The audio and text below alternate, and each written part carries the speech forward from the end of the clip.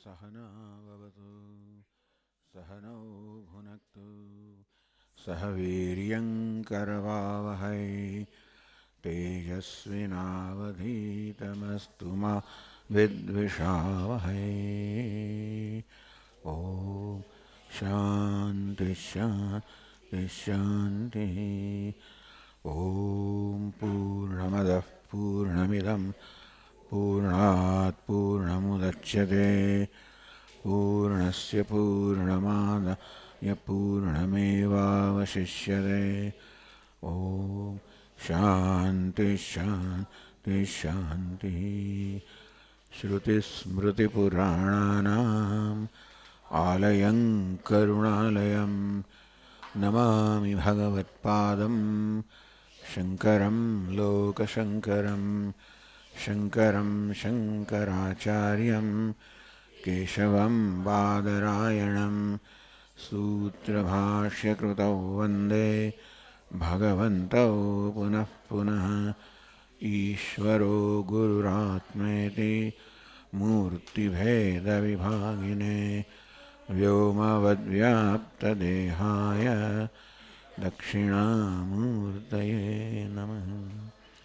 ॐ पार्थाय प्रतिबोधितां भगवता नारायणेन स्वयं व्यासेन ग्रथितां पुराणमुनिना मध्ये महाभारतम् अद्वैतामृतवर्षिणीं भगवतीम् अष्टादशाध्यायिनीम् अम्ब त्वामनुसन्दधामि भगवद्गीते भवद्वेषिणीम्। यं ब्रह्मा वरुणेन्द्ररुद्रमरुतः स्तुन्वन्ति दिव्यैस्तवैः वेदैः साङ्गपदक्रमोपनिषदैः गायन्ति यं सामगाः ध्यानावस्थिततद्गतेन मनसा पश्यन्ति यं योगिनः यस्यान्तन्न विदुःसुरासुरगणाः देवाय तस्मै नमः। अन्तवन्त इमे देहाः नित्यस्योक्ताः शरीरिणः अनाशिनो प्रमेयस्य तस्माद्युध्यस्व भारत।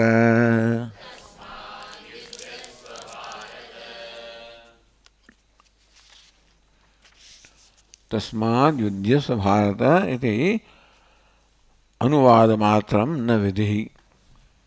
तस्मात् તે કારણથી હે ભારત હે અર્જુન યુદ્ધસ્વ તો યુદ્ધ કર. એટલે આમ તો વિધિ જણાય છે પણ આદેશ નથી. અર્જુન જે વાસ્તવમાં પોતે જ કરવા તૈયાર થયો હતો અને શોક અને મોહને કારણે જેમાં વિક્ષેપ આવી ગયો અને તેથી જે પોતે કરવા તૈયાર હતો પોતે જ છોડી દીધું. એટલે ભગવાને જે ઉપદેશ આપ્યો છે એના માટે આ શોક અને મોહરૂપી અવરોધ દૂર કરવા માટે જેથી અર્જુન સ્વયં યુદ્ધ કરશે અર્થાત ભગવાને યુદ્ધનો આદેશ આપવાની આ સમય કોઈ જરૂર નથી.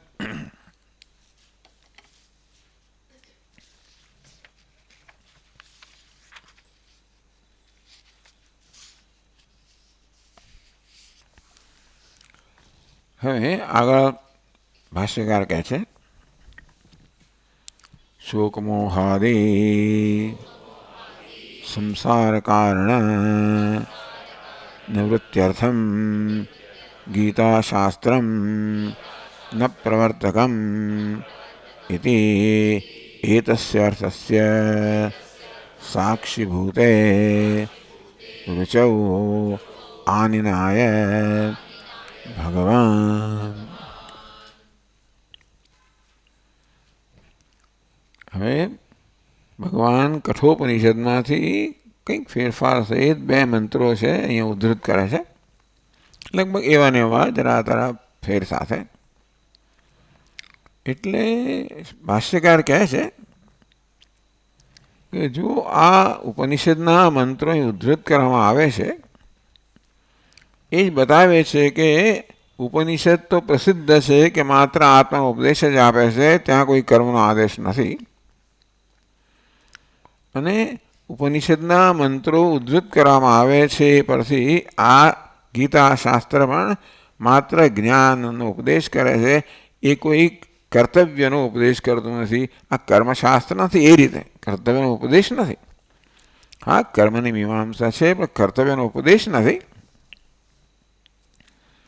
શોક મોહ તો ગીતા શાસ્ત્રનો મુખ્ય વિષય શું છે? શોક મોહાદિ સંસાર કારણ. શોક મોહ વગેરે જે સંસારના કારણ છે તેષામ નિવૃત્ત્યર્થમ, એમની નિવૃત્તિ માટે ગીતા શાસ્ત્ર છે. સંસાર એટલે શોક અને મોહ. સંસાર એટલે દુઃખની પરંપરા. આમ તો જન્મ મૃત્યુની પરંપરા એવું કે, પણ આમ તો દુઃખની પરંપરાને પણ સંસાર કહીશું. અને ક્યારેક આપણને સુખનો અનુભવ થાય તે પણ વાસ્તવમાં સુખ નથી, કારણ કે જે સુખ મળવું જોઈએ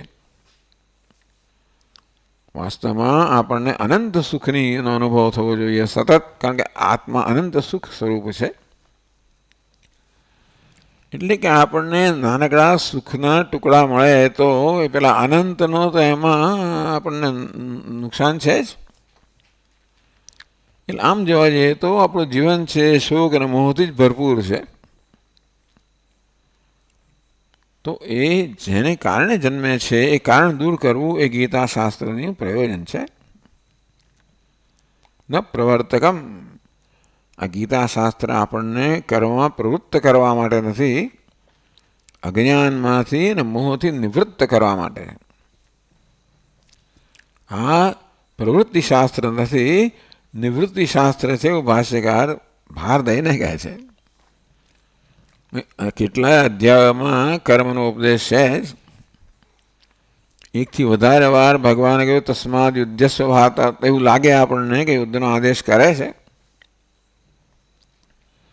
એટલા જ માટે ભાષ્યકાર અહીં કહી રહ્યા છે કે આ પ્રકારના આપણને વ્યાકરણના પ્રયોગો જણાય તો પણ એમને સમજવું કે અહીંયા આદેશ છે,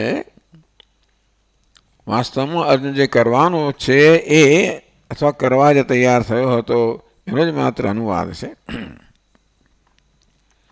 એટલે શોક મોહાદિ સંસાર કારણ નિવૃત્ત્યર્થમ, આ ગીતા શાસ્ત્ર નિવૃત્તિ શાસ્ત્ર છે, પ્રવૃત્તિ શાસ્ત્ર નથી.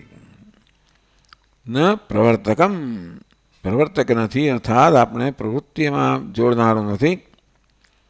અજ્ઞાન દૂર કરીને આપણને જ્ઞાન આપનારું શાસ્ત્ર છે.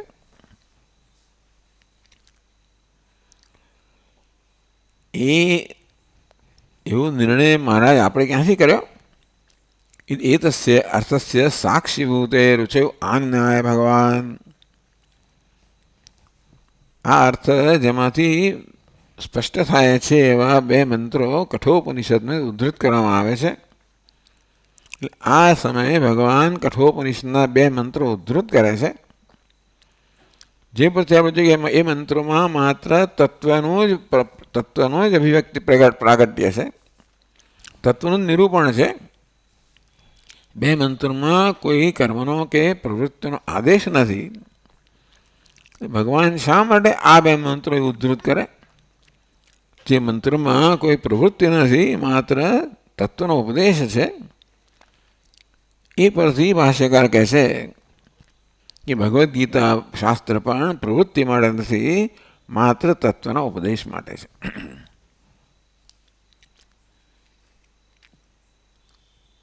તો આપ કેવી રીતે કહો છો? તો કહે છે યત્તુ મન્યસે યુદ્ધે ભીષ્માદયો મયા હન્યન્તે અહમેવ તેષાં હંતા ઇત્યેષા બુદ્ધિ મૃષા એવ તે કથમ ય એનમિતિ.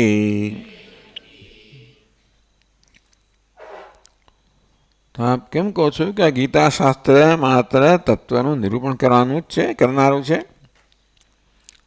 તો શોક મોહાદિ સંસાર કારણ નિવૃત્ત્યર્થમ, શોક મોહ વગેરે જે સંસાર છે એનું જે કારણ છે અજ્ઞાન, અજ્ઞાનની નિવૃત્તિ માટેનું આ શાસ્ત્ર છે. એ કે યત્તુ મન્યસે ભીષ્માદયો મયા હન્યંતે. બે શોક અને મોહનું કારણ, શોકનું કારણ શું છે? યત્તુ મન્યસે યુદ્ધે ભીષ્માદયો મયા હન્યંતે.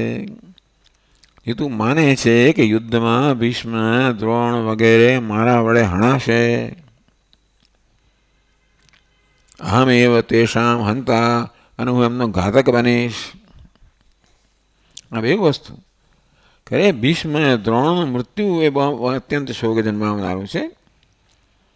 એથી વધારે શોક જન્માવે, હું એમનો ઘાતક બનીશ. આ બે કારણ છે અર્જુનના શોકના. એક તો મૃત્યુ એના શોકનું કારણ છે, બીજું કર્તૃત્વ અને તેથી ભોક્તૃત્વ એના શોકનું કારણ છે. હું તેમનો હંતા બનીશ, હનન કરનાર બનીશ, એટલે કે હું હનન ક્રિયાનો કરતા બનીશ. અને એમના મૃત્યુથી જે પરિસ્થિતિ જન્મશે એને કારણે શોકનો ભોગતા બનીશ. આમ કર્તૃત્વ અને ભોક્તૃત્વ એ સંસાર છે. આપણા શોકનું બધું જ કારણ આ બધું કર્તૃત્વ ભોક્તૃત્વમાં આપણે જોઈ શકીએ. જ્યારે પણ દુઃખ થાય આપણને, ત્યારે પૂછવું ભાઈ કોને દુઃખ થાય છે?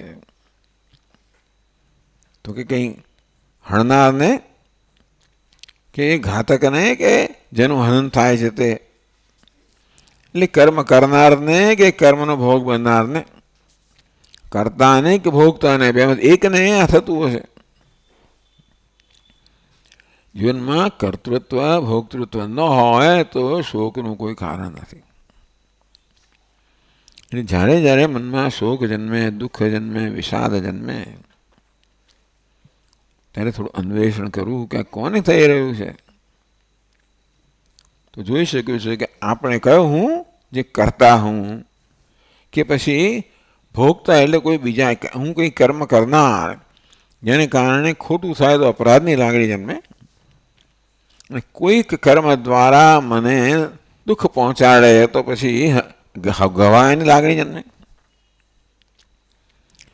ગિલ્ટ અને હર્ટ અંગ્રેજીમાં કહેવાય, એ આપણે દુઃખના મુખ્ય કારણો છે.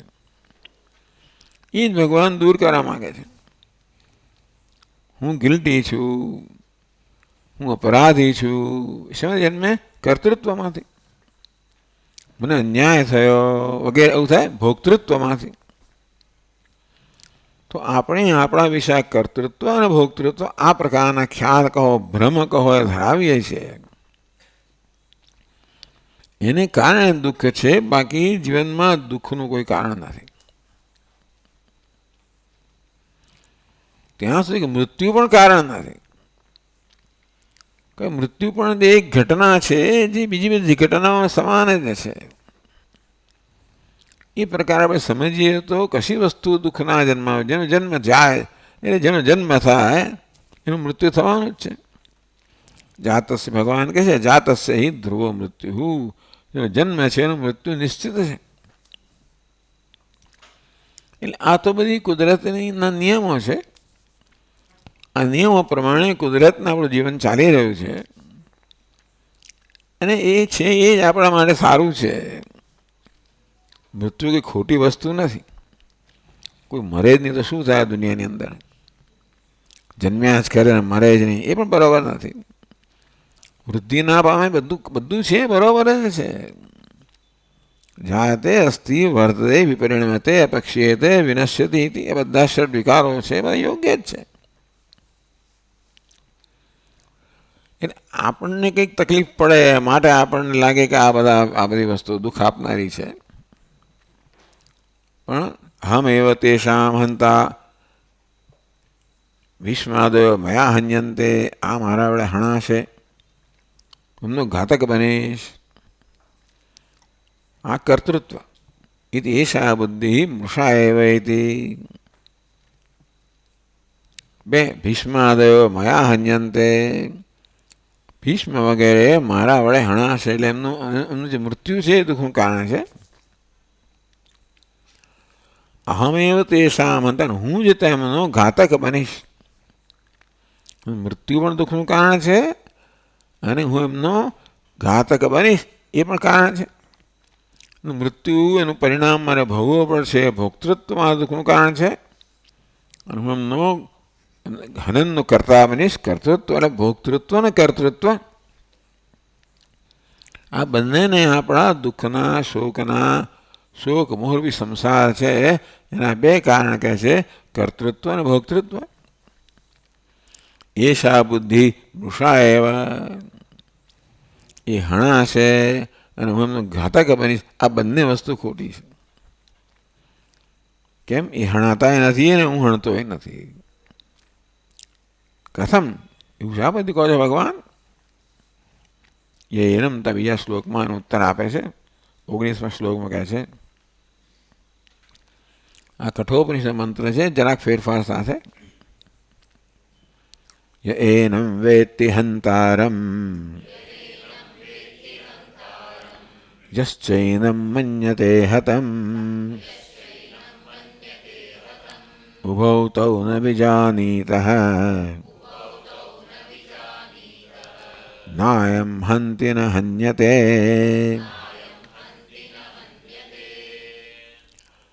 એનમ આત્માનમ વેત્તિ હંતારમ, જ્યાં આત્માને સ્વને હંતા એટલે હનન કરનાર માને છે. યશ્ચૈનમ મન્યતે હતમ, અને જે આત્માને હત એટલે કે મૃત્યુ પામનારો માને છે, કે હું ઘાતક છું અથવા તો હું હણાઈશ એવું જે માને છે.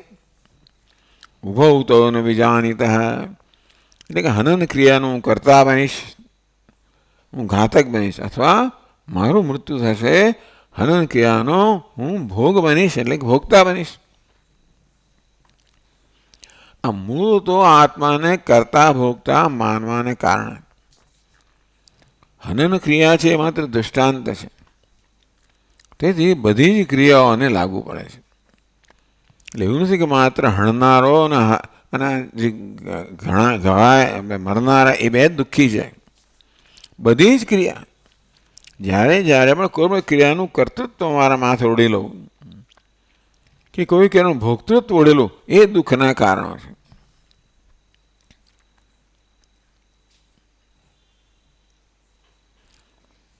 એનમ વેત્તિ હંતારમ, આ આત્માને જે હંતા એટલે ઘાતક માને છે. યસ્યેન મન્યતે હતમ, આત્માને જે હણાયેલો માને છે. ઉભૌ તો ન વિજાનીતઃ, જે આત્માને ઘાતક માને છે, હન ક્રિયાનો કર્તા માને છે, હણાયેલો માને છે, હન ક્રિયાનું કર્મ માને છે. હનન ક્રિયા માત્ર એક દૃષ્ટાંત છે જે દરેક ક્રિયા પર સર્વ ક્રિયાને લાગુ પડે છે. ઉભૌ તો ન વિજાનીતઃ, બંને જાણતા નથી. કેમ? નાયમ હંતિ ન હન્યતે, કારણ કે આત્મા હણતો પણ નથી અને હણાતો પણ નથી. કહે છે ભાષ્યકાર, એનમ પ્રકૃતમ દેહિનમ વેત્તિ જાનાતિ હંતારમ હનનક્રિયાયાઃ કર્તારમ યશ્ચ એનમ અન્યઃ મન્યતે હતમ દેહહનને અતોહમિતિ હનનક્રિયાયાઃ કર્મભૂતૌ તૌ ઉભૌ ન વિજાનીતઃ ન જ્ઞાતવन्तૌ અવિવેકેન.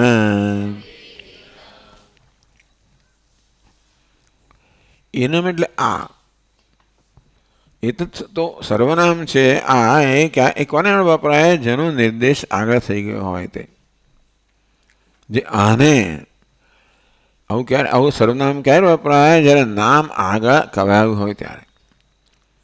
મારે પ્રકૃતમ જે અત્યારે આ ચર્ચાનો વિષય છે, આ એટલે જે ચર્ચાનો વિષય છે અર્થાત આત્મા.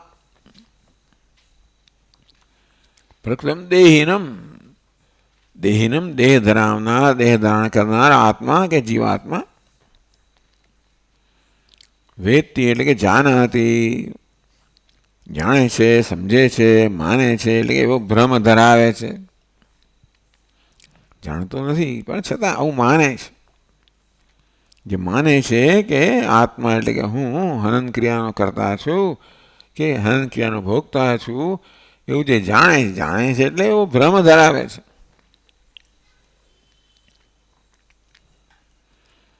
યશ્ચેનમ અન્ય મન્યતે હતમ દેહ હનને હતોમહમિતિ હનન ક્રિયા કર્મભૂતમ. બીજો માને છે કે હું હણાયો કે હણાઈ રહ્યો છું, એટલે કે હનન ક્રિયાનો કર્મ છું.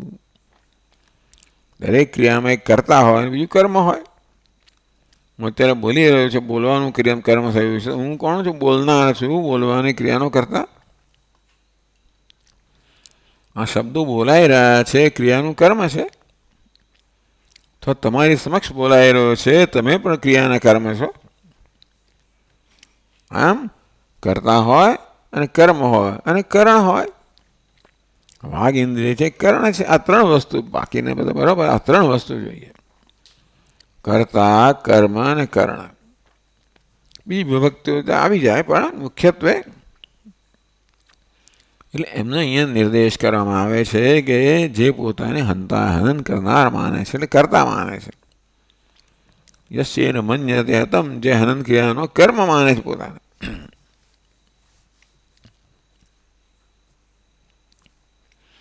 દેહનને હતોહમિતિ હનન ક્રિયાયા કર્મભૂતમ. હનન થાય છે ખરું, પણ કોનું થાય છે? દેહનું થાય છે. હનન થતું જ નથી એમ નથી કહેતા. હનન થાય છે, ઘાત થાય કોનો? દેહનો થાય છે. દેહના ઘાતને, દેહના હનનને, દેહના હણાવાને જે આત્માનું હણાવું માને છે, હનન માને છે, અર્થાત દેહમાં જે થઈ રહ્યું છે કે દેહને જે થઈ રહ્યું છે એનો અધ્યારોપ આત્મા પર કરવામાં આવે છે અને મને થઈ રહ્યું છે એમ માને છે.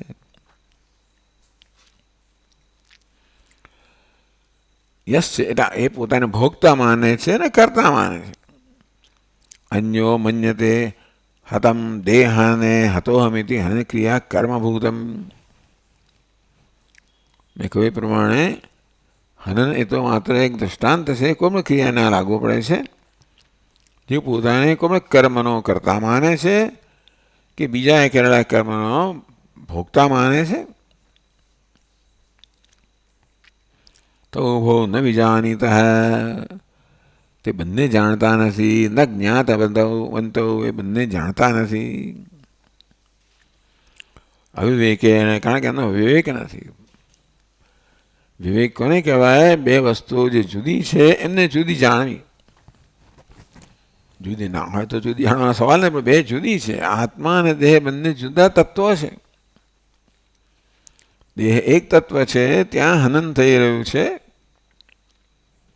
આત્મા બીજું તત્વ છે, એનું કોઈ હનન થતું નથી. આ દેહ કો અહંકાર છે, એક તત્વ છે જે હનન કરી રહ્યો છે. આત્મા હનન કરી રહ્યો નથી. ઉપાધિના કર્તૃત્વ ભોક્તૃત્વનો અધ્યારોપ આત્મા પર કરીને માણસ માને છે કે હું આ ક્રિયાનો કરનાર છું અને પેલાએ જે કર્યું એ મારે ભોગવવું પડે છે. આ સિવાય દુઃખનું કયું કારણ છે? અમારે આ બહુ દુઃખ ભોગવવું પડે. અમે બહુ ખોટું કર્યું. પશ્ચાતાપ થાય અને તો અપરાધની લાગણી થાય કે પછી ઘવાની લાગણી થાય. ગિલ્ટ અને હર્ટ.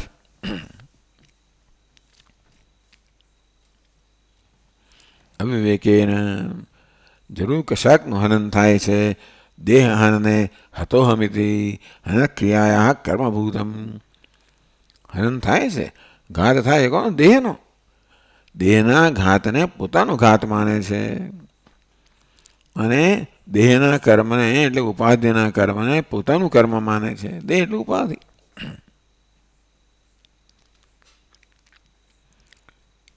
અવિવેકેન આત્માનમ અહમ પ્રત્યય વિષયમ, એ આત્માને જાણતા. આત્મા એટલે શું? અહમ પ્રત્યય વિષય. અહમ અહમ કહીને આપણે જેનો નિર્દેશ કરીએ છીએ, જેને સમજીએ છીએ, પ્રત્યય એટલે કે ખ્યાલ. અહમ પ્રત્યય અહમ એનો જે ખ્યાલ છે એ આત્મા છે. જેના વિશે આપણે અહમ કહીએ છીએ, હું કહીએ છીએ, એ હુંનો ખ્યાલ જેને કારણે છે એ આત્મા છે.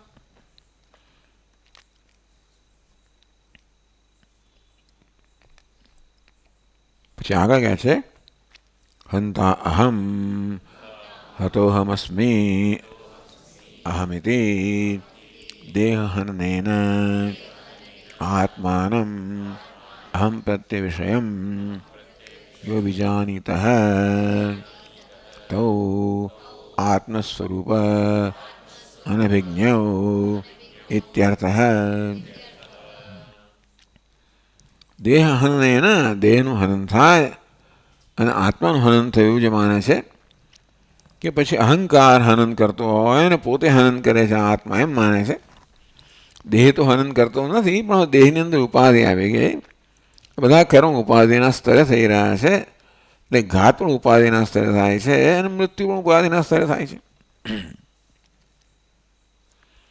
આ બંને જાણતા નથી. કોને? પોતાને.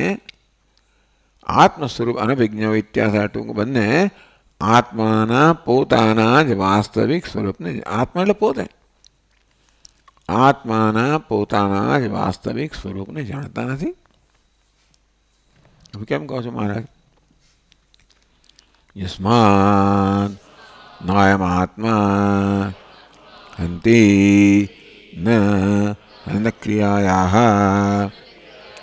કર્તા ભવતિ ન હન્યતે ન ચ કર્મ ભવતિ ઇત્યર્થઃ અવિક્રિયત્વાत्.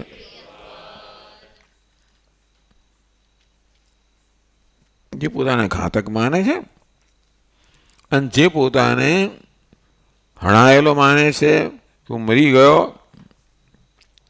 એ બંને જાણતા છે. હનન ક્રિયાનો કર્તા માને છે, હનન ક્રિયાનો ભોગતા માને છે. એ બંને આત્માના વાસ્તવિક, પોતાના વાસ્તવિક તત્વને જાણતા નથી. કેમ? યસ્માત નાયમ આત્મા હંતિ, કારણ કે આત્મા હનન કરતો નથી.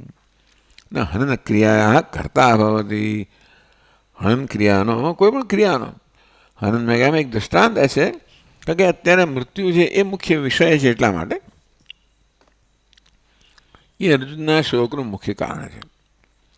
એટલા માટે અત્યારે મૃત્યુ વિશે અહીંયા આગળ મૃત્યુ રહસ્ય ખુલ્લું થઈ રહ્યું છે. સાથે સાથે કોણ પાપી છે વગેરે એ બધાનું રહસ્ય ખુલ્લું થઈ રહ્યું છે. એટલે કારણ કે આત્મા હનન કરતો નથી, ક્રિયાનો કરતા ભવતો નથી, બનતો નથી. ન હન્યતે ન ચ કર્મ ભવતી, કોઈ ક્રિયાનું કર્મ બનતો નથી. કેમ? અવિક્રિયત્વાत्.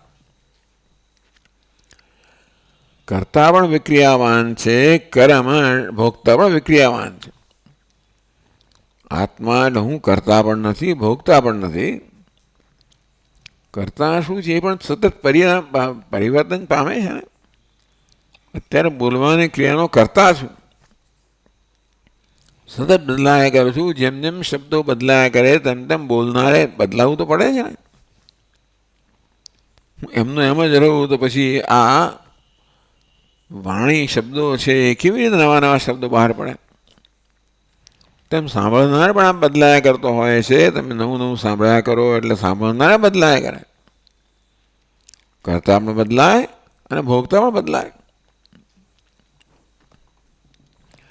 બંને ક્રિયાઓ છે, વિક્રિયાઓ કહ્યું. અવિક્રિયત્વાत्, આત્મા અવિક્રિય છે, નિર્વિકાર છે.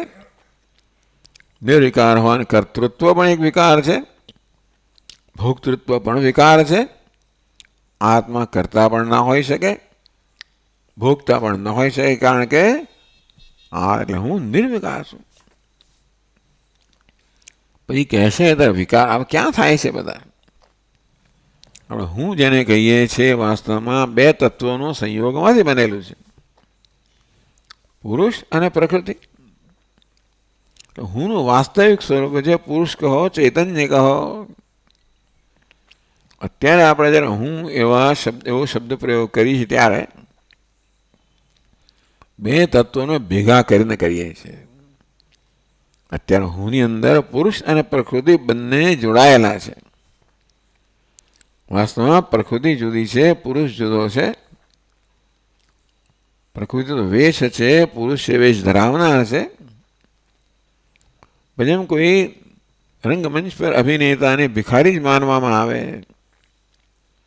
અર્થાત એના વેશનો એના પર આરોપ કરીને એ પ્રકારે એની ઓળખ સમજવામાં આવે.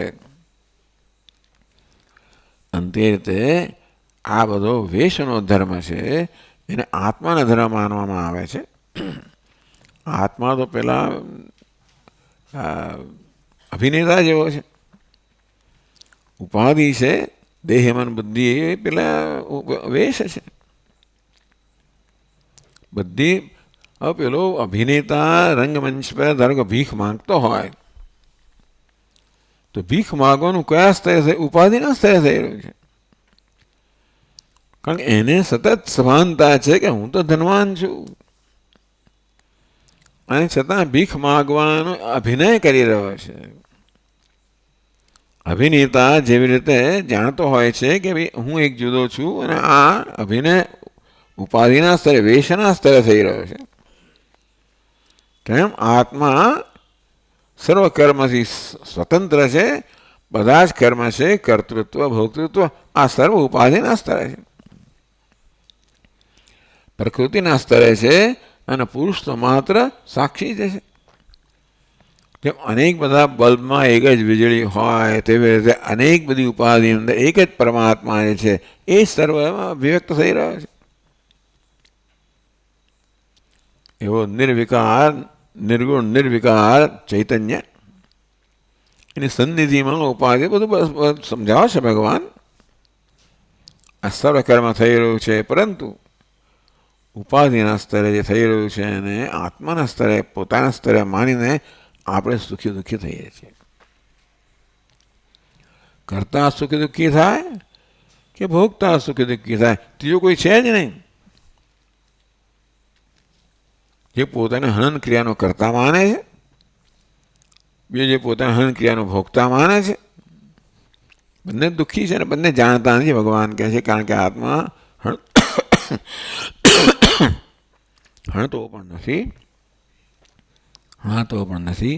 અવિક્રિયત્વાત કર્મ કરવું એ પણ વિક્રિયાની અપેક્ષા રાખે છે, એનું ફળ ભોગવવું એ પણ વિક્રિયાની અપેક્ષા રાખે છે. જ્યારે આત્મા નિર્વિકાર છે, હું નિર્વિકાર છું ને આ કરવાનું ભોગવવાનું કયા સ્તરે છે? ઉપાધિના વેશના સ્તરે. બધા કર્મ વેશના સ્તરે થઈ રહ્યા છે, અનુભવો વેશના સ્તરે થઈ રહ્યા છે. હુંની આત્માની ચૈતન્યની સન્નિધિમાં ત્યાં અવિક્રિયત્વાત આ બધી વિક્રિયાઓ થઈ રહી છે ઉપાધિમાં વેશમાં. આત્માની સન્નિધિમાં જે સ્વયં કયો છે અવિક્રિય છે, નિર્વિકાર છે. ભાષ્ય કે છે આગળ કથમ અવિક્રિય આત્મા ઇતિ દ્વિતીયો મંત્ર.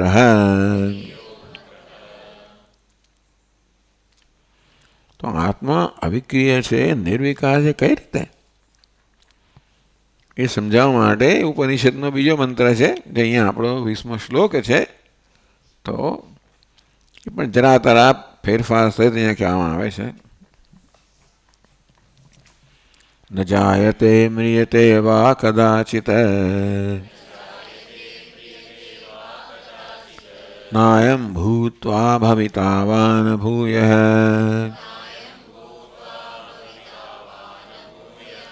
અજો નિત્ય શાશ્વતોયમ પુરાણઃ ન હન્યતે હન્યમાને શરીરે.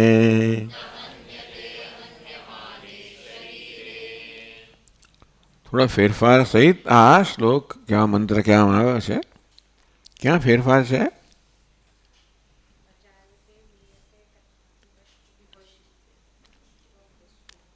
બરાબર. પછી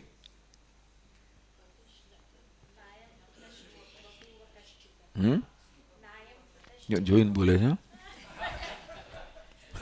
અરે રે, સારું, એટલું તો થયું. એ સારું, એટલું સારું છે. ક્યાં છે, કયા ઉપનિષદમાં સ્વામી? કેનો ઉપનિષદમાં છે? બૃહદારણ્ય. હવે સ્વામીજી કે કશું બી નહીં, બૃહદારણ્ય કહો તો તમે સાચા જ પડો ને, એમાંથી જ મોડે આ કહેવામાં આવતું હોય છે. નાયમ કુતશ્ચિન ન બભૂવ કશ્ચિત, એવું પહેલી પંક્તિનો જે ઉત્તરાર્ધ છે અહીંયા, નાયમ ભૂતવા ભવિતાવાન ભૂય, એટલે ફેરફાર સહિત ભગવાન એ મંત્ર ઉદ્ધૃત કરે છે અહીંયા. ન જાયતે મ્રિયતે વા કદાચિત, ક્યારેય કદાચિત ક્યારેય પણ આત્મા જન્મતો ન જાયતે ન મ્રિયતે, મરતો પણ નથી.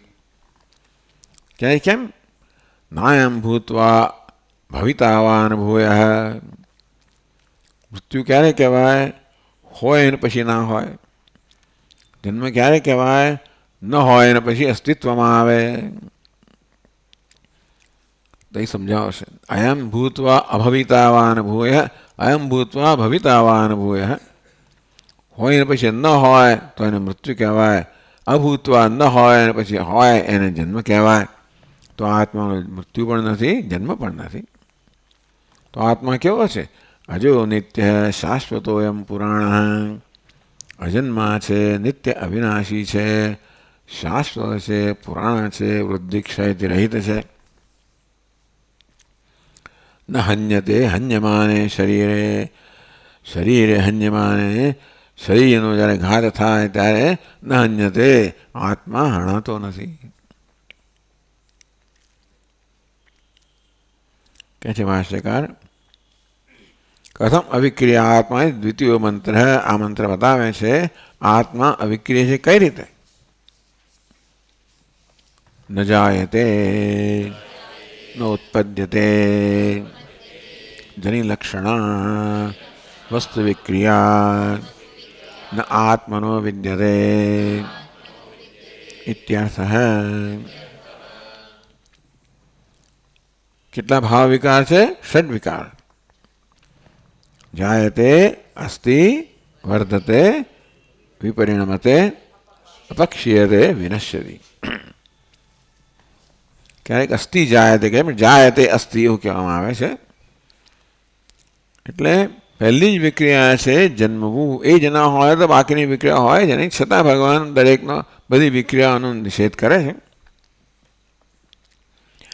ન જાયતે ન ઉત્પદ્યતે, આત્મા જન્મ અર્થ ઉત્પન્ન થતો નથી. એટલે કે શું? જની લક્ષણા વસ્તુ વિક્રિયા ન આત્મા વિદ્યતે. વસ્તુઓ કહો, પદાર્થો કહો, દરેક પદાર્થ છે આ 6 પ્રકારની વિક્રિયામાંથી પસાર થાય છે. જન્મવું, જાયતે, અસ્થિ હોય, વર્ધતે, વિપરિણામ. આ બધી પદાર્થ એટલે વાસ્તવમાં પ્રત્યેક જીવંત પદાર્થ. આ બધામાં અચેતન પદાર્થમાં બધી વિક્રિયાઓ નથી હોતી. એ વૃદ્ધિ પામે અને ક્ષય પામે થતું હોય એવું કહ્યું કહેવાય.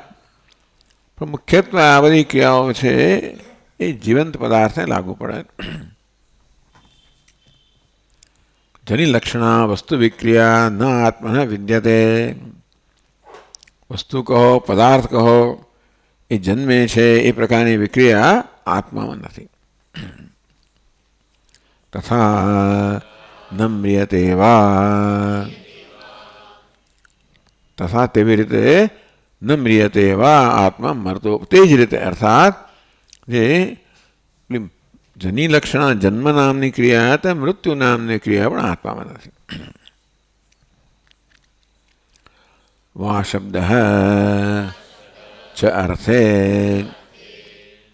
ન જાયતે વા, એટલે ન જાયતે ચ એવો અર્થ થયો. આ વા શબ્દ છે, ન જાયતે મ્રિયતે વા કદાચિત.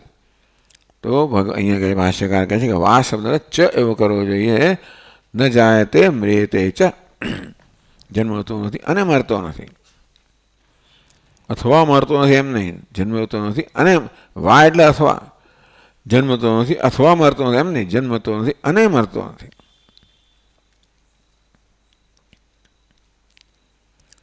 ન મ્રિયતે ચ ઇતિ અંત્યા વિનાશલક્ષણા વિક્રિયા પ્રતિષિધ્યતે. જન્મ તો નથી એમ કે એને જન્મવું એ પ્રથમ ક્રિયા વિક્રિયા છે એનો નિષેધ થયો. જાયતે અસ્થિ વર્ધતે વિપરિણમતે અપક્ષીયતે વિનશ્યતિ. આ વિનાશ છે છેલ્લી વિક્રિયા છે એનો નિષેધ કરવામાં આવ્યો. આમ તો પહેલીનો નિષેધ કર્યો એટલે બધી કોઈ હોય જ નહીં. જન્યોજના તો આખી વિક્રિયા કેમ, છતાંય ભગવાન પોતાના શબ્દમાં બધી વિક્રિયાનો નિષેધ કરે છે કે અંત્યા વિક્રિયા, મારા નામની અંતિમ જે વિક્રિયા છે એને પણ એ આત્માને લાગુ પડતી નથી. એ વિક્રિયા પણ અહીંયા આગળ નકારવામાં આવી છે. કદાચિત શબ્દ સર્વવિક્રિયા પ્રતિષેધૈ સંબધ્યતે ન કદાચિત જાયતે ન કદાચિત મ્રિયતે ઇત્યેવમ. ન જાયતે મ્રિયતે વા કદાચિત. આ કદાચિત શબ્દ માત્ર એક જ વાર ભગવાન કહે છે, પણ અહીંયા ભાષ્યકાર કહે છે કદાચિત ન જાયતે કદાચિત ન મ્રિયતે કદાચિત. એ કદાચિત છે એ પ્રત્યેકને લાગુ પડે છે. કદાચિત શબ્દ સર્વ વિક્રિયા પ્રતિષેધૈ સંબધ્યતે. બધી વિક્રિયાઓને ભગવાને જે પ્રતિષેધ કર્યો છે, ક્યારેય પણ જન્મ નથી, ક્યારેય મરતો નથી, ક્યારેય વૃદ્ધિ પામતો નથી, ક્યારેય ક્ષય પામતો નથી.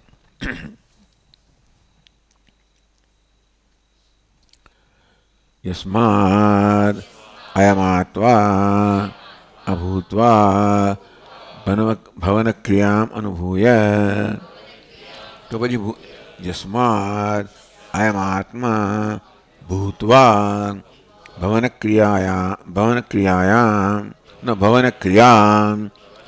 અનુભૂય પશ્ચાત અભવિતા અભાવમ ગંતા ન ભૂયઃ પુનઃ તસ્માત ન મ્રિયતે. યસ્માત અયમ આત્મા ભૂત્વા, પોતે હોય ને, એટલે કે આત્મા એકવાર છે હોયા પછી, એટલે કે ભવન ક્રિયા અનુભૂય, જન્મવાની અનુભવ કરે, હોવાનો અનુભવ કરે, આત્મા છે. પશ્ચાત ભવિતા, પશ્ચાત અભવિતા પછી ન હોય, અભાવમ ગત્વા અભાવમ ગંતા, એકવાર છે ને પછી ન હોવું, એને શું કહેવાય? મૃત્યુ. એવું નથી આ આત્મામાં કે છે ને પછી ન હોય, માટે આત્માનું મૃત્યુ નથી. એ આ રીતે કહેવામાં આવ્યું. આત્મા મરતો નથી એવું કહે છે. મરવું એટલે શું? હોવું અને પછી ન હોવું. ક્યારેક હોવું અને પછી ન હોવું, એ ક્રિયાને આપણે મૃત્યુ કહીએ. એવું આત્મા ન બને કે ક્યારેક હોય અને પછી ન હોય. યોઈ ભૂતવા ન ભવિતા સ મ્રિયતે ઇતિ ઉચ્યતે લોકે. જે છે હોય એને પછી ન હોય એને જગતની અંદર મૃત્યુ કહેવામાં આવે છે.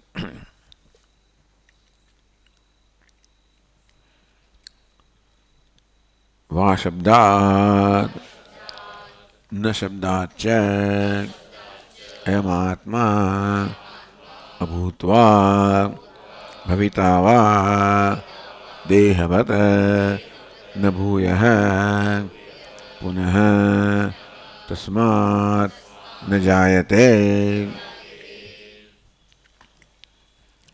નાયમ ભૂત્વા ભવિતા વા ન ભૂયઃ, એને એ ભાષ્યકાર સમજાવે છે. નાયમ ભૂતવા હોય ને પછી અભવિતા ન હોય એવું ના બને, અભૂતવા ન હોય ને ભવિતા હોય એવું પણ ના બને. એ પ્રકારે કહે છે. નાયમ ભૂતવા અભવિતાવાન ભૂય, હોય પછી ન હોય એમ ના બને. કે આ તમે જુઓ તો સંધિમાં આપણે ભૂતવા પણ કહી શકીએ અને અભૂતવા પણ કહી શકીએ. ન જાયતે મ્રિયતે વા કદાચિત નાયમ ભૂતવા. ભવિતા એટલે અભવિતાવાન ભૂય કે નાયમ, હા એટલે અભવિતાવાન ભૂય, હોય ને પછી ન હોય એવું ના બને. એટલે કહે છે કે ભૂત્વા ભવન ક્રિયા અનુભૂય પશ્ચાત અભવિતા અભાવ ગતના ન ભૂય.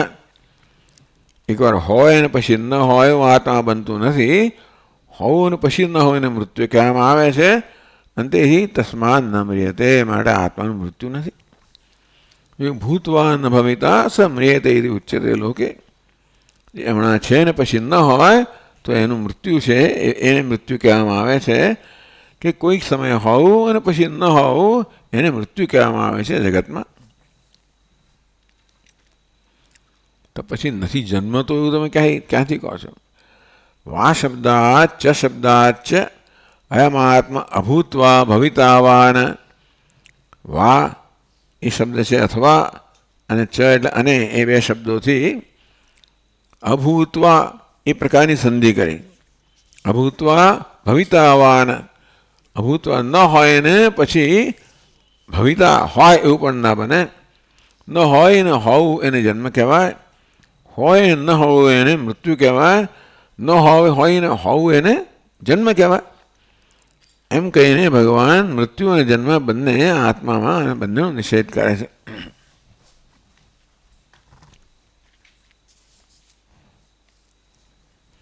તસ્માદ ન જાયતે, માટે જન્મતો નથી. યો હિ અભૂત્વા ભવિતા સ જાયતે ઇતિ ઉચ્યતે ન એવં આત્મા અતઃ ન જાયતે. યો હિ અભૂત્વા ભવિતા, જે ન હોય ને પછી અસ્તિત્વમાં આવે છે તો એ જન્મ્યો એમ કહેવાય. અસ્તિત્વમાં છે ને પછી નથી તો એને મૃત્યુ કહેવાય. અને જે અસ્તિત્વમાં નહોતો ને અસ્તિત્વમાં આવે છે એને જન્મ કહેવાય. આ બંને પ્રકારની ક્રિયાઓ આત્મામાં એનો બંનેનો નિષેધ કરવામાં આવ્યો. અતઃ આત્મા ન જાયતે, માટે જન્મતો નથી. યસ્માદેવમ તસ્માદ અજહ ન જાયતે. કારણ કે આવું છે, કારણ જન્મતો નથી, માટે આત્મા કેવો છે? અજન્મા છે. અજહ એટલે અજન્મા. યસ્માત ન મ્રિયતે તસ્માત નિત્યશ્ચ. આત્મા મરતો નથી, મળે અવિનાશી છે, મળે નિત્ય છે. એટલે ભગવાને આત્મામાં જન્મ પહેલી વિક્રિયા, મૃત્યુ અંતિમ વિક્રિયા બંનેનો નિષેધ કર્યો. એટલે ભાષ્યકાર કહે છે યદ્યપિ આદ્યંતયો વિક્રિયયો પ્રતિષેધે સર્વાઃ વિક્રિયાઃ પ્રતિષિદ્ધા ભવન્તિ તથાપિ મધ્યભાવિનીનાં વિક્રિયાણાં સ્વશબ્दैः एव તદર્થૈः પ્રતિષેધः કર્તવ્યः इति अनुक्तानामपि यौवनादि समस्त विक्रियाणां प्रतिषेधो यथा स्यात् इत्याह.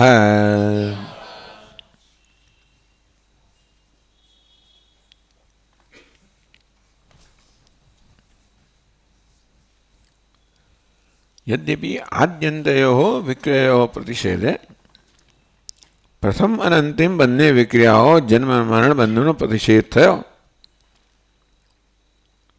ત્યારે તદર્થૈ સ્વશબ્દૈ તદર્થૈ પ્રતિષેધ કર્તવ્ય ઇતિ. પોતાના શબ્દમાં ન જાયતે મ્રિયતે વા કદાચ એમ કરીને આદિ અને અંતિમ બંને વિક્રિયાઓનો પોતાના શબ્દોમાં ભગવાન નિષેધ કરે છે. સ્વશબ્દૈ તદર્થૈ, પોતાના શબ્દો જેનો આ પ્રકારનો અર્થ થાય છે કે આદિ અંતિમ વિક્રિયાઓ નથી, એટલે કે જન્મ અને મૃત્યુ નથી. એથી અનુક્તાનામ આપી યૌવનાદિ સમસ્ત વિક્રિયા, પણ પછી એને યુવાન થાય કે ના થાય, વૃદ્ધ થાય કે ના થાય ને, પણ છતાંય પણ કદાચ કોઈના મનમાં આવો વિચિત્ર પ્રશ્ન જન્મે તો અનુક્તાનામ આપી યૌવનાદિ સમસ્ત વિક્રિયાણામ પ્રતિષેધ યથા સ્યાદ. ચાલો ભાઈ, યુવાન પણ થતો નથી, વૃદ્ધ પણ થતો નથી, એટલે એવો પણ કોઈને વહેમ ના હોય ભાઈ જન્મ્યો નથી પણ યુવાન થાય કે ના થાય. મળતો નથી પણ વૃદ્ધ થાય કે ના થાય એવું કદાચ કોઈને થાય તો ભગવાન હવે એવો તો ચેમ્પિયન હોય નહીં પણ છતાંય ભગવાન પોતાના શબ્દોમાં એ વિક્રિયાનો નિષેધ કરે છે. તદર્થ પ્રતિષેધ કર્તવ્ય અનુક્તાનાપી યૌવનાદિ સમસ્ત વિક્રિયાણામ પ્રતિષેધ.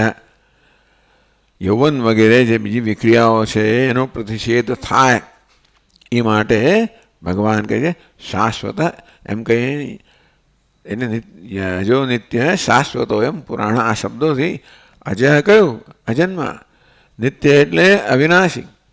પણ વચ્ચેની ક્રિયાઓ માટે કહ્યું કે ભાઈ શાશ્વત પુરાણ એમ કહીને વચ્ચેની જે વિક્રિયાઓ છે એનો ભગવાન નિષેધ કરે છે. કઈ રીતે કહે છે? શાશ્વત ઇતિ અપક્ષય લક્ષણ વિક્રિયા પ્રતિષિધ્યતે શાશ્વતભવ શાશ્વત ન પક્ષીયતે સ્વરૂપેણ. શાશ્વત એમ કહે અપક્ષય જાયતે અસ્તિ વર્ધતે અપક્ષીયતે વિપરિણમતે અપક્ષીયતે એમ કરીને ભગવાન કહે છે કે જે શાશ્વત છે હંમેશ છે. હંમેશ ક્યારે હોય? જ્યારે ક્ષય ના હોય ત્યારે. અપક્ષય કહો ક્ષય કહો તો ક્યારેક તે વસ્તુ નષ્ટ થઈ જવાની છે ને. ભગવાન કહે છે આત્મા શાશ્વત હંમેશ છે. એનો અર્થ એ કે એનામાં કોઈ ક્ષય નથી અને તેથી જ હંમેશ છે એમ કરીને ન અપક્ષ સ્વરૂપેણ આત્મા સ્વરૂપથી અપક્ષય પામતો નથી. પોતાના સ્વરૂપથી એનામાં કોઈ પ્રકારનો ક્ષય આવતો નથી, ક્ષીણ થતો નથી. કેમ? નિરવયત્વાत् નિર્ગુણત્વાચ્ચ નાપી ગુણક્ષયેણ અપક્ષય. સ્વરૂપથી પણ નથી અને એના ગુણોથી પણ નથી. આમ દેવદત્ત પોતે મૃત્યુ પામે તોય મૃત્યુની પ્રક્રિયા થઈ, અથવા દેવદત્ત છે ધનવાન છે એનું ધન જતો મરી ગયો તે રીતે પણ એનું મૃત્યુ થયું કહેવાય. એટલે ક્યાં તો સ્વરૂપથી દેવદત્ત મૃત્યુ પામ્યો અથવા તો એના ગુણના ક્ષયથી જે ધનવાન છે ધનવાનપણું જે છે એનો નાશ થાય તોય જાણે કે દેવદત્તનો નાશ થયો. એમ આત્મા સ્વયં સ્વરૂપથી નષ્ટ થાય તો નાશ કહેવાય જ, પણ સ્વરૂપથી નાશ નષ્ટ ન થાય તો પણ એના ગુણોથી નષ્ટ થાય તો પણ એનો નાશ કહેવાય ગૌણ અર્થમાં. એ બંને રીતે આત્માનો નાશ નથી. કેમ? નિરવયત્વાત નિર્ગુણત્વાત છે. જે વસ્તુ અવયવ ધરાવનારી હોય જેમ કે આ ફૂલ અનેક પાંખડીઓ ધરાવનારું છે, એ પાંખડીઓ છૂટી પડી જાય તો પછી આ ફૂલ રહે નહીં. નિરવયત્વાત નિર્ગુણત્વાત અથવા આ સુગંધ ધરાવનારું છે, થોડા દિવસ રહે તો એની સુગંધ જતી રહે, એનો ગુણ જતો રહે. તો ક્યાં તો એના અવયવો જે છે એ છૂટા પડી જાય તો એ વસ્તુ નષ્ટ થઈ જાય. અવયવ હોય તો એના ગુણ જતા રહે તો પણ એનું ગુલાબપણું જતું રહે. પણ આત્મા કયો છે? નિર્ગુણ છે, નિરવયવ છે. ગુણ જતા રહે એથી પણ આત્માનો નાશ થાય, અવયવ જતા રહે તો પણ આત્માનો નાશ થાય. હવે આ દેહને તો બધા અવયવ પણ છે, ગુણ છે, નાશ પામનાર છે, પણ આ બધું થઈ રહ્યું દેહના સ્તરે. ટૂંકમાં દેહમાં અનેક બધા ગુણ આવે અને જાય એટલે અપચય ઉપચય થતો હોય અને ઉપચય આવે અપચય વળી જાય એ બધું થયા કરતું હોય દેહમાં. ત્યારે પણ આત્મા બધા પ્રકારની વિક્રિયાથી કેવો છે? મુક્ત છે. નાપી ગુણક્ષયેન અપક્ષય. આત્મા ગુણ હોય, બહુ સારો હોય આત્મા છે, આત્મા બહુ સારો છે, એ ગુણ થયો. સારો હોય તો એ પણ પછી સારાપણું પણ કંઈક થાય તો ધીમે ધીમે જતું રહે. એટલે મહાન છે એ પણ એક ગુણ થયો. એ મહાન પણ અમુક દ્રષ્ટિએ હોય, એની દ્રષ્ટિએ મહાન છે, એથી મોટું હોય તો વળી પાછું એની મહાનતા પણ ના હોય. આમ કોઈ પણ ગુણ છે કેવો છે? સાપેક્ષ છે, કશાકની તુલનામાં છે. એને આપણે મહાન કહીએ કશાકની તુલનામાં છે, અલ્પ છે એની તુલનામાં મહાન છે. બીજું કોઈ વધારે મહાન હોય તો એ પોતે અલ્પ થઈ ગયો. આ પ્રકારે જે કોઈ ગુણ છે બધે આપણી ભાષામાં બધા શબ્દો છે એ કેવા છે? સાપેક્ષ છે. મોટું એમ કહીએ તે પણ સાપેક્ષ, અર્થાત કશાકની તુલનામાં. મોટું નામની કોઈ વસ્તુ નથી, કશાકની તુલનામાં મોટું હોય. નાનું નામની કોઈ વસ્તુ નથી, કશાકની તુલનામાં નાનું હોય. આ બધી ભાષાના બધા શબ્દ કેવા છે? હંમેશા એ સ્વતંત્ર નથી, પરંતુ સાપેક્ષ છે, નિરપેક્ષ નથી. કોઈ નિરપેક્ષ, કોઈ અપેક્ષા વગર નાનું એવું ના કહેવાય. કશાકની તુલનામાં નાનું, કશાકની તુલનામાં મોટું. બધા ગુણ કેવા છે? સાપેક્ષ છે. એટલે આત્માને મોટો કહીએ તોય પણ કશાકની તુલનામાં મોટો છે, તો બીજું કશું હોય તો નાનો પણ થઈ જાય. એટલે આ બધા પ્રકારની તુલનાઓથી રહિત છે. નિર્વયત્વાદ નિર્ગુણત્વાદ ચ નાપી ગુણક્ષયેન અપક્ષય. પછી કહે છે અપક્ષય વિપરીતાની વૃદ્ધિલક્ષણા વિક્રિયા વિક્રિયા વિપરીત અપક્ષય વિપરીતા અપી વૃદ્ધિલક્ષણા વિક્રિયા પ્રતિષિધ્યતે પુરાણ ઇતિ. આત્મા ક્ષય તો નથી, પણ આત્મા વૃદ્ધિ પામે છે કે એનો પણ નિષેધ કર્યો પુરાણ એમ કહીને. પુરાણ શબ્દથી કેવી રીતે આપ કહો છો વૃદ્ધિ નથી પામતો? તો સમજાવે છે.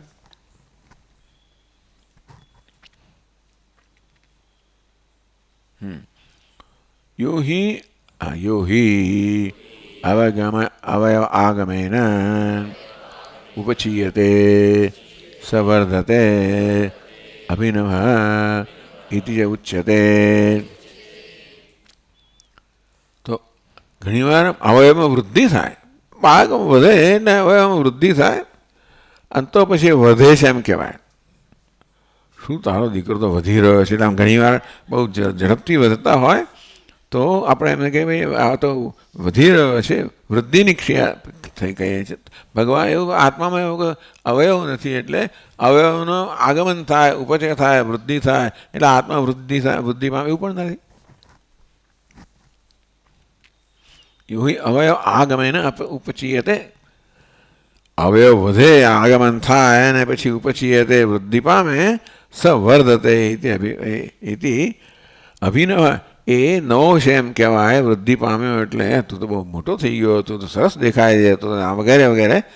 એટલે અભિનવ નવો એમ લાગે. એમ તો આત્મા નિર્વયવત્વાत् પુરાપી નવ એવ ઇતિ પુરાણઃ ન વર્ધતે ઇત્યર્થઃ. પુરાણ શબ્દનો અર્થ આપે છે પુરા એવ નવ ઇતિ પુરાણ. પહેલાં એ નવો જ હતો. પુરાપી નવ એટલે પહેલાં એ નવો જ હતો, એટલે અત્યારે નવો હોય જ, એટલે હંમેશા નવો જ હતો, એટલે ક્યારે જૂનો થયો જ નથી. તેથી પુરાણ. કેમ એવું છે? નિર્વયવત્વાદ, કારણ કે આત્માનો અવયવ જ નથી, એને માટે એનામાં કોઈ વૃદ્ધિ પણ ના હોય. પુરા આપી નવ એવથી પુરાણ ન વર્ધતે, પહેલાં પણ આવી રીતે નવો જ હતો, એના માટે એનામાં કોઈ વૃદ્ધિ નથી. તથા ન હન્યતે ન વિપરિણમ્યતે હન્યમાને વિપરિણમ્યમાને અપી શરીરે ન હન્યતે હન્યમાને શરીરે. આમ જોવા જઈએ તો આ વાક્યનો અર્થ શું થાય? શરીરનું હનન થાય તો પણ આત્માનું હનન થતું નથી. તો ભાષ્યકાર એ પ્રકારનો અર્થ કરવાનો શું કહે છે? ન હન્યતે ન વિપરિણમ્યતે. જન્મની ક્રિયા કઈ, નાશની ક્રિયા કઈ, ક્ષયની ક્રિયા કઈ, તવે વૃદ્ધિની ક્રિયા કહે છે, એટલે એ અર્થ કર્યો. હન્ય એટલે મૃત્યુ પામે છે એવું નહીં, પરંતુ એનામાં વૃદ્ધિ થતી નથી. ન વિપરિણમ્યતે હન્યમાને વિપરિણમ્યમાને બી. શરીરની અંદર આ પ્રકારે પરિણામ આવે, શરીર વૃદ્ધિ પામે તો આત્મા વૃદ્ધિ થતી નથી. એટલે હનનનો અર્થ મૃત્યુ એવો ન કર્યો, પણ વિપરિણામ જાયતે અસ્થિ વર્ધતે વિપરિણમતે. તો એ પ્રકારની વિક્રિયા, તો એવો અર્થ કેમ કર્યો મહારાજ? એટલે કહે છે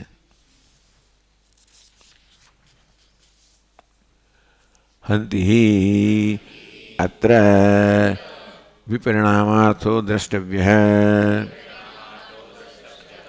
હંતિ શબ્દ છે ને એને વિપરિણામ એવો અર્થ કરવો જોઈએ, પરિણામ એવો અર્થ કરવો જોઈએ, હનન એવો અર્થ ના કરવો જોઈએ. અંતેથી ન વિપરિણમ્યતે, તો હનન બે વાર થઈ જાય.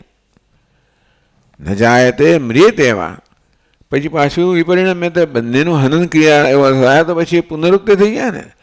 એટલે અહીંયા પુનરુક્તિ ના થાય એટલા માટે એમાં વૃદ્ધિ નથી એવો અર્થ કર્યો. અસ્મિન મંત્રે ષડ્ભાવ વિકારાઃ લૌકિક વસ્તુ વિક્રિયાઃ આત્મની પ્રતિસિદ્ધ્યંતે. આ મંત્રમાં, એટલે આ શ્લોકમાં મંત્ર બોલે છે ટૂંકમાં, કારણ કે મંત્ર જે ઉદ્ધૃત કરવામાં આવ્યો મંત્ર તો નથી, થોડો ફેરફાર છે. એટલે શ્લોક છે તો અસ્મિન મંત્રે, એટલે કઠોપનિષદ મંત્રમાં તો ખરું, પણ આ શ્લોકમાં પણ ષડ્ભાવ વિકારાઃ, આ 6 ભાવ વિકાર અસ્થિ જાયતે વર્ધતે વિપરિણમતે અપેક્ષીયતે વિનશ્યતિ. આ દરેક ભાવ એટલે પદાર્થ છે, એટલે જીવંત પદાર્થ. આ 6 પ્રકારની વિક્રિયામાંથી પસાર થાય છે. આત્મની પ્રતિસિદ્ધ્યંતે, દેહને ઉપાધિ આ પ્રકારની વિક્રિયામાંથી પસાર થઈ રહ્યો ત્યારે પણ આત્મામાં કોઈ પ્રકારની વિક્રિયા નથી. એટલે આપણે ઉપાધિની વિક્રિયાઓને આપોઆપ આપણી વિક્રિયા માનીને સુખી દુઃખી થતા હોઈએ છીએ, હર્ષ શોક પામતા હોઈએ છીએ, એટલે શોક પામતા હોઈએ છીએ. તો કે નહીં, અહીંયા બધી વિક્રિયાઓ માત્ર વેશના સ્તરે છે, ઉપાધિના સ્તરે છે, અભિનયના સ્તરે છે. સર્વપ્રકાર વિક્રિયારહિત આત્મા ઇતિ વાક્યાર્થ. વાક્યના શ્લોક, આ શ્લોકનો અર્થ શું થાય? આત્મા બધા પ્રકારની વિક્રિયાઓથી રહિત છે. ન જાયતે મ્રિયતે વા કદાચિત નાયમ ભૂત્વા ભવિતાવાન ભૂય અજઃ નિત્ય શાશ્વતો એમ પુરાણ. આ બધા દ્વારા બધી જ વિક્રિયાઓનો નિષેધ થયો છે.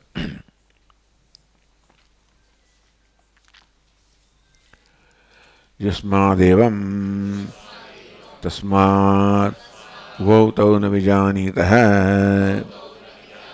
ઇતિ પૂર્વેણ મંત્રેણ અસ્ય સંબંધઃ. આવું છે, અર્થાત કોઈ પ્રકારની વિક્રિયા પામતો નથી એટલા માટે પૂર્વનો મંત્ર, પૂર્વનો શ્લોક, હંતા ચેદ મન્યતે હંતુમ ય એનમ વેત્ય હંતારમ યશ્ચૈનમ મન્યતે હતમ. જે પોતે હનન ક્રિયાનો કર્તા માને છે, હનન ક્રિયાનું કર્મ માને છે, એ બંને જાણતા નથી. એને એની સાથે જોડવું જોઈએ. એટલે એની સિવાયની બાકીની જે વિક્રિયાઓ છે, જન્મવું વગેરે, એ બધાનો પણ નિષેધ કરવામાં આવ્યો. યસ્માદેવમ, આત્મા કર્તૃત્વ નથી, ભોક્તૃત્વ નથી, જન્માદિ ષડભાવ વિકાર પણ નથી. અંતેથી જે એવું માને કે ભાઈ મેં હનન કર્યું, કે હું હણાયો, ઉભવતો ન વિજાનીતઃ, જે આત્માને હનન ક્રિયાનો કરતા માને છે, એનું કર્મ માને છે, એ બંને જાણતા નથી, અર્થાત બંને અજ્ઞાની છે. ઇતિ પૂર્વેણ મંત્રેણ અસ્ય સંબંધ. નહીં તો ન જાયતે મ્રિયતે વા કદાચિત નાયમ ભૂત્વા ભવિતાવાન ભૂય અજો નિત્ય શાશ્વત પૂર્ણ ન હન્યતે હન્યમાને શરીરે. કોઈ એમ બી અહીં ક્રિયાપદ નથી આમ જોવા જઈએ તો. એટલે આગળનું ક્રિયાપદ છે એ અહીંયા લાગડવું જોઈએ કે ભાઈ ઉભવતોનું વિજાનિત, જે આત્માને જન્મનાર, ત્યારે મરનાર ને મારનાર માને છે, એ બંને આત્માના તત્વને જાણતા નથી. એ પૂર્વના શ્લોક સાથે કે મંત્ર સાથે આ શ્લોકને કે મંત્રને આપણે જોડવો જોઈએ.